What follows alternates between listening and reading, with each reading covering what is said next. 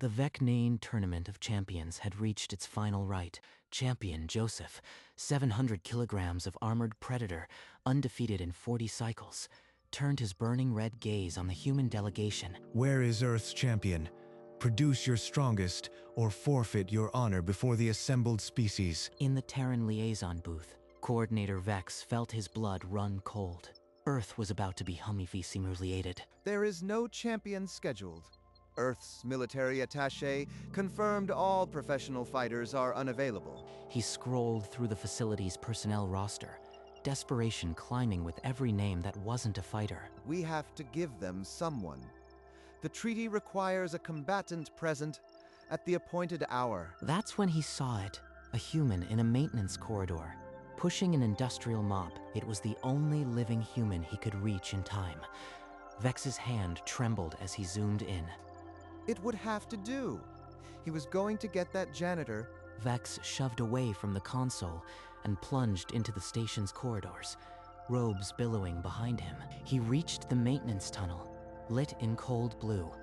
One human mopped at the far end, unhurried, the name patch read Larry.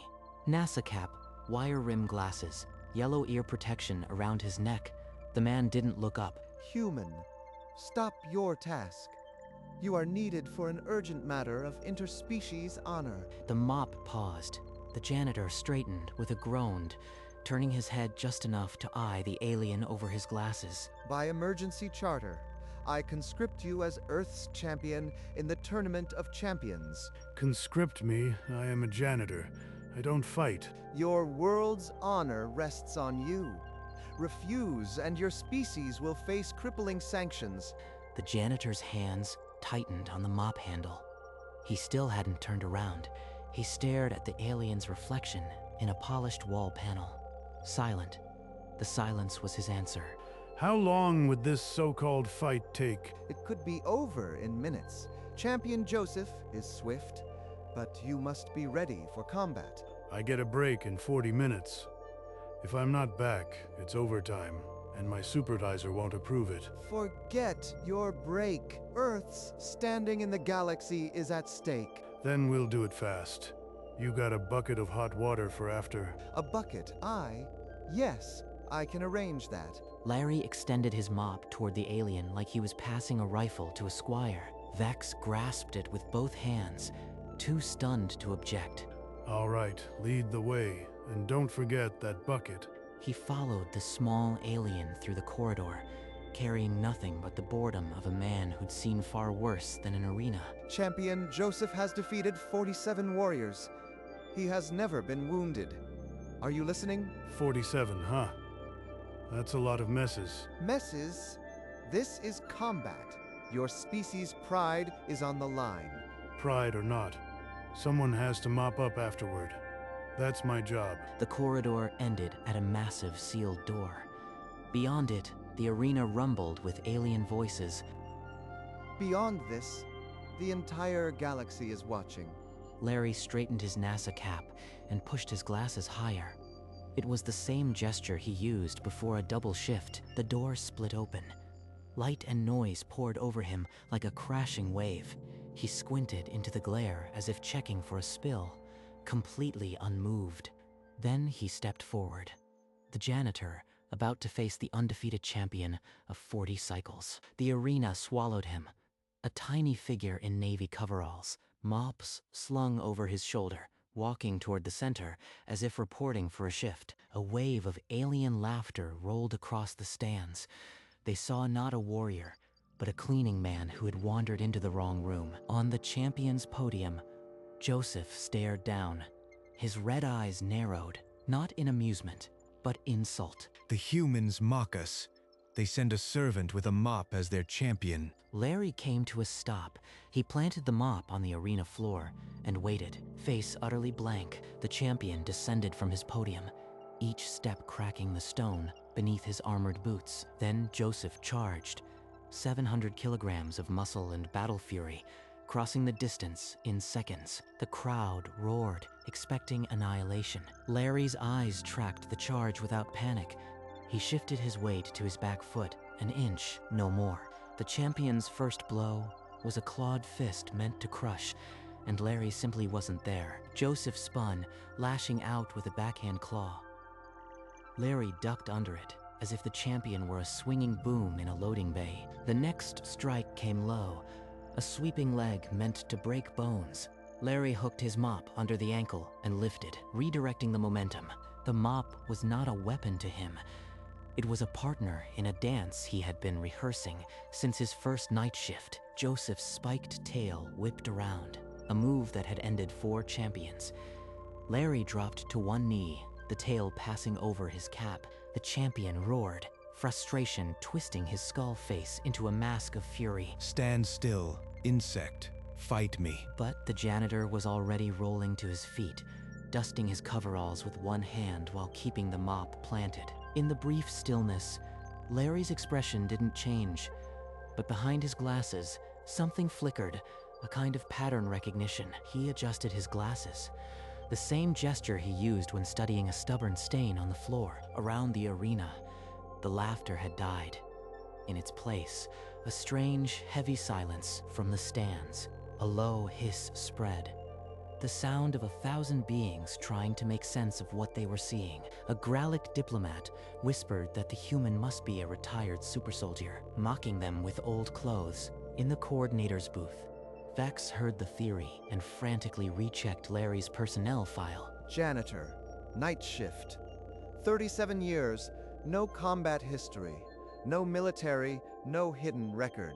He is exactly what he appears. On the arena floor, Champion Joseph's breathing turned ragged. He had never been made to chase before. You are not a warrior, but you will die like one.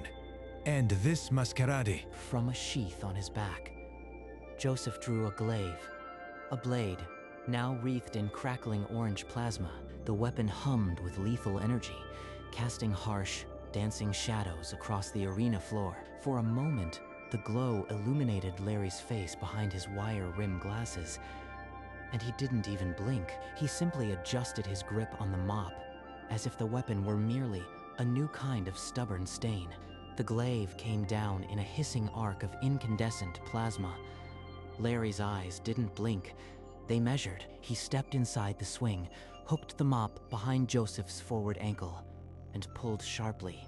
700 kilos of armored predator pitched backward and slammed into the stone, glaives skittering away. Larry drew the mop back and rested his hands on the handle. He made no move to finish it. The silence in the arena was absolute, a thousands-wide vacuum of disbelief. Joseph rolled, armor screeching, and clawed his way upright. His red eyes burned with wounded pride. I have never been humbled. I will paint this floor with your blood. Larry's face remained that of a man studying a particularly persistent rust stain. He pushed his glasses up again, a gesture that now felt like a deliberate provocation. And the champion, now a wounded beast, hurled himself forward once more. For a heartbeat, the arena vanished. Larry was 22 again, mopping a dive bar while a drunk took a wild swing at a patron. A parking lot fight. Years later, a knife lunged, but the wielder telegraphed it the same way, and the loser forgot to step offline. In a hospital corridor, a stabbing victim had let his attacker close the distance, the exact mistake he now saw written in Joseph's charge. 37 years of cleaning up other people's endings had taught him one truth. Every fight tells you its mistake before it happens. As the champion lunged, Larry caught his wrist, twisted against the joint, and the glaive clattered free. In the same seamless motion, he field stripped the weapon, components separated under practiced fingers, falling into a neat order on the floor. The power cell, the focusing lens, the hilt assembly, each piece laid out like a mechanic's tool tray. Joseph stood frozen, his rage drained, staring at the meticulous pile of metal between them. The janitor hadn't moved from the spot where he'd planted his mop. He simply waited, as if expecting the champion to pick up after himself. For the first time in 40 cycles, Champion Joseph was not fighting an opponent. He was confronting a conclusion. Joseph's muscles coiled. He lunged with every iota of strength he had left. A desperate, telegraphed charge without a weapon. A flash, a bar in Houston. 1993. A man lunged the same way and ended up through a window. Larry stepped offline, his palm rising to meet the alien's sternum in a gentle, unavoidable arc. Time snapped back to full speed. The champion's charge became a collapse. 700 kilos hitting the stone like a fallen star. From Joseph's blurring vision, the last thing he saw was Larry's face, calm, unsurprised, the same expression it had been for 37 years. He lay on his back, chest heaving, armor cracked, eyes dim but open. The arena held its breath, a vacuum so absolute, a dropped pin would have sounded like a thunderclap. Larry set the mop down, leaning it against his shoulder as he knelt, not in triumph, but in the quiet way a custodian checks on a spill. Easy there, big fella.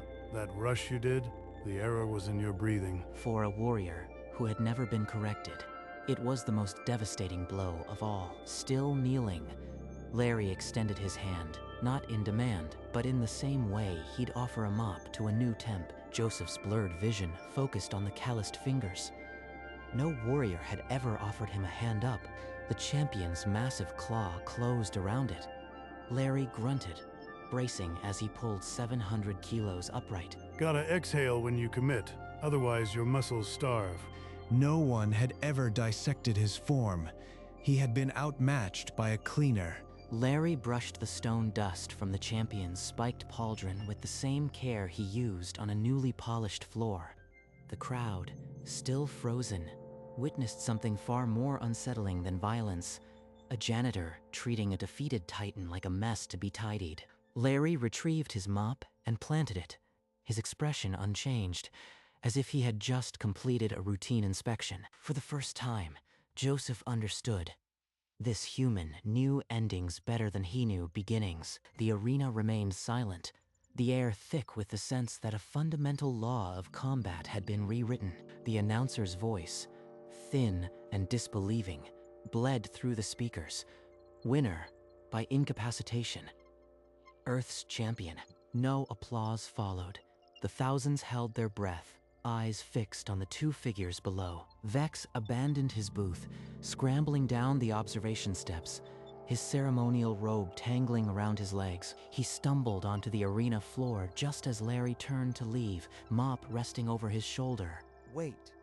You must explain. How does a janitor defeat the mightiest champion alive? Larry pushed his glasses up with one finger and glanced at his watch, as if timing a late bus. My break's in 12 minutes. I am 2 decks behind on mopping as it is. Before Larry could step away, Vex grabbed the mop handle, pulling it from his grip in a panic. Hey, that's a fine piece of equipment. Put it down before you sprain something. Vex immediately thrust it back, both hands trembling, head bowed as if returning a sacred staff. You must tell me. How does a janitor possess such impossible skill? Are you a retired operative? An assassin? Larry tapped his glasses, the gesture now a punctuation mark of his entire career. Nope, just know where to look. Look at what? What did you see that we all missed? Everything. He turned away, mop swinging onto his shoulder, with the casual finality of a man who'd answered all he intended to. But you must explain. This is an unprecedented event in 300 cycles of the tournament. Larry didn't stop. He raised one hand, waving off the question like a bothering insect. The coordinator froze, the weight of 1,000 unspoken observations settling in the air around him. Larry's silhouette shrank into the corridor. Behind him, the arena remained silent, a new kind of fear spreading among the stars. The corridor was unchanged. Same cold blue light, same orange caution pulse. Larry walked to where he'd left off and picked up the mop. He ran a thumb over the handle, testing for cracks, then dipped the mop into the wheeled bucket with the same care he'd disassembled the glaive. A tune began under his breath, something old, maybe from before the stations. The mop slid over the deck in the exact pattern he'd been following before the alien showed up. In the coordinator's booth, Vex stared at the security feed. The same human was pushing a mop as if the arena had been a coffee break. He defeated the greatest champion in the galaxy, and he's worried about his break schedule. In a stark chamber reserved for champions, Joseph sat on a stone bench.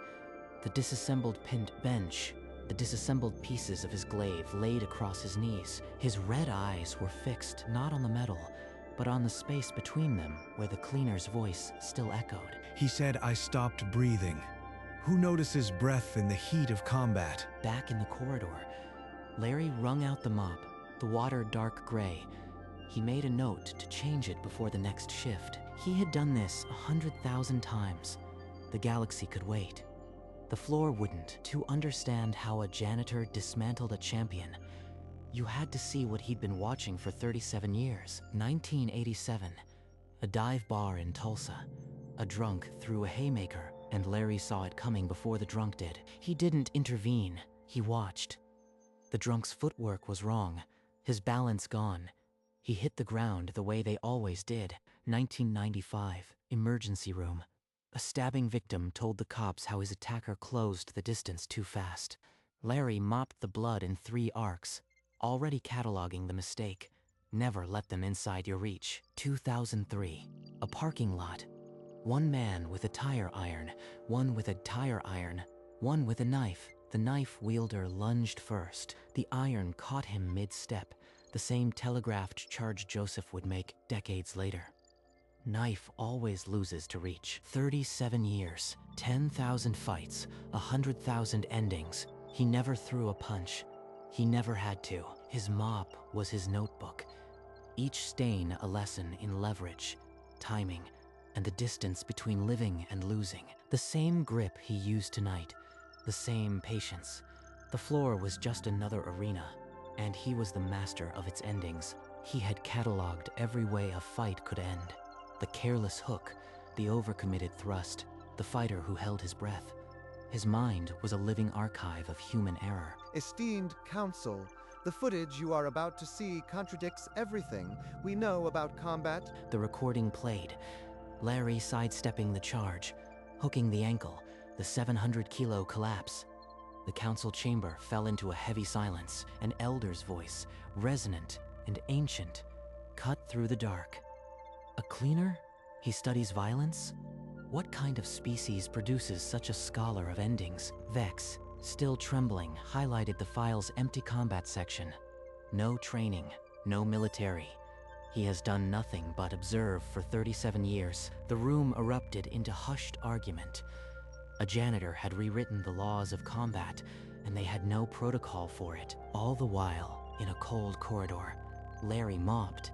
He was unaware he had become the subject of a galactic symposium. We must study this, the eldest declared, a claw tapping the armrest. Not the fighter, the philosophy of the one who watches. Assemble a delegation. We will send observers to the humans' next janitorial conference. I want to know what they know. Vex nodded, already dreading the logistics. The Vecnan Council had just commissioned a study on mopping. 3 months later, at the North American Janitorial Expo in Cleveland, a row of Vecnan in formal robes sat in the back. Their tiny notebooks were already filling. A human demonstrator powered up a floor buffer. The Vecnan leaned forward, pens scratching. One whispered, "The centrifugal force, it disperses the cleaning agent uniformly." A Vecnan warrior attempted his first mopping lesson. The human instructor adjusted his grip on the handle. "You are holding it like a battle staff. Loosen your elbows." A banner hung over the expo stage. Cleaner certification. Now cross-species accredited. Within a year, human janitors had become accustomed to Vecna observers, shadowing their shifts, asking detailed questions about stain patterns and mop speed.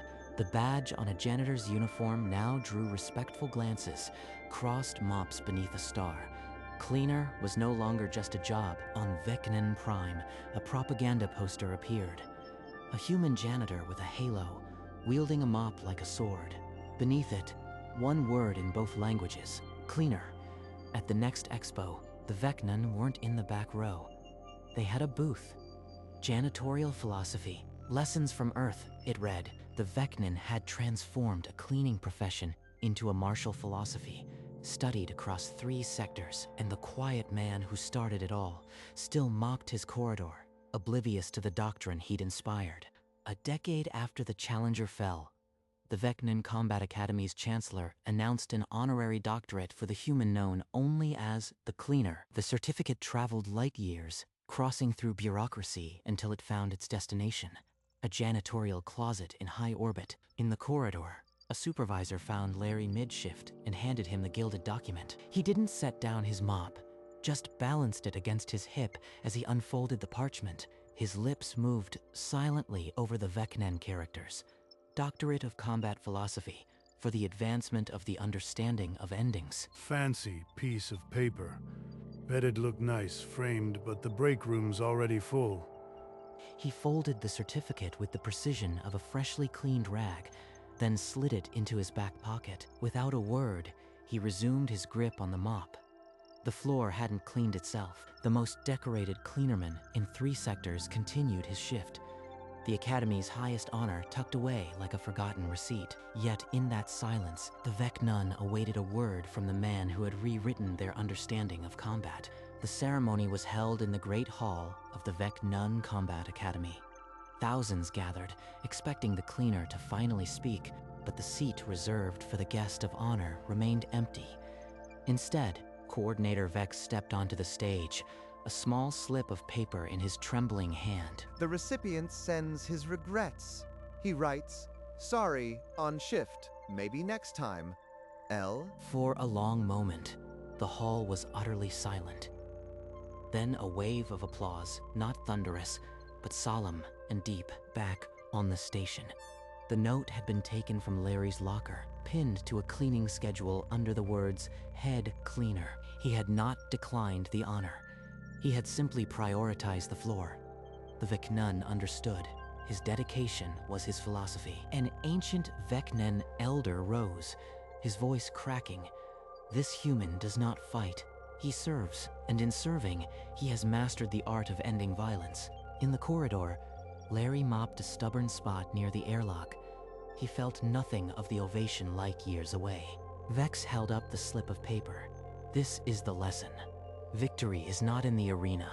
It is in the quiet act of cleaning up after. The most famous janitor in the galaxy didn't watch the broadcast. He had a corridor to finish, and the floor wouldn't wait. A younger janitor passed Larry in the corridor and whispered to his partner, "That's him, the one who beat the champion." Floor's still dirty. Focus. Light years away, a Veccan warship floated in dry dock.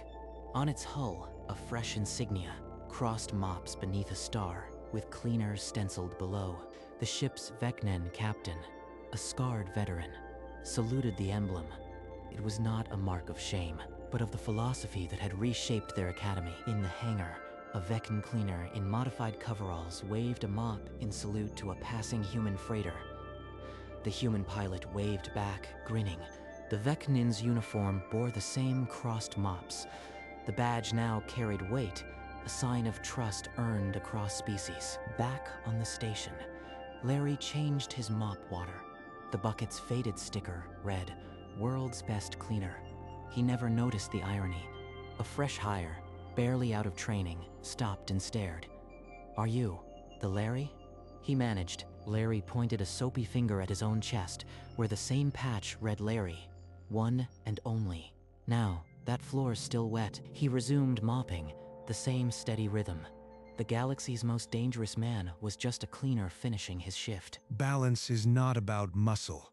It is about weight distribution, like the mop. The young warriors mimicked the sweeping curve he demonstrated, holding their training mops with newfound respect. A human named Larry taught me that a clean floor is the first victory of peace. On Vecnan Prime, a toddler in a miniature cleaner's uniform chased a toy mop across the living room. Her father, a former soldier, watched and remembered the story of the champion's fall. Joseph's memoir, titled "The Human Who Cleaned My Honor," had replaced the old combat manuals on the academy shelves. Its pages were dog-eared by a generation of warriors who studied endings, not just beginnings. In every training yard across 3 sectors, the mop had become a symbol of the philosophy of service. The retired champion, now gray and slow, watched the next generation from a bench and smiled. his own mop leaning beside him. The janitor from Earth had taught them that the greatest warrior is the one who cleans up after the fight. The corridor stretched long and quiet. Earth a blue crescent through the observation glass. Larry pushed the mop in its final arc. He paused to push his glasses up, then checked his wristwatch.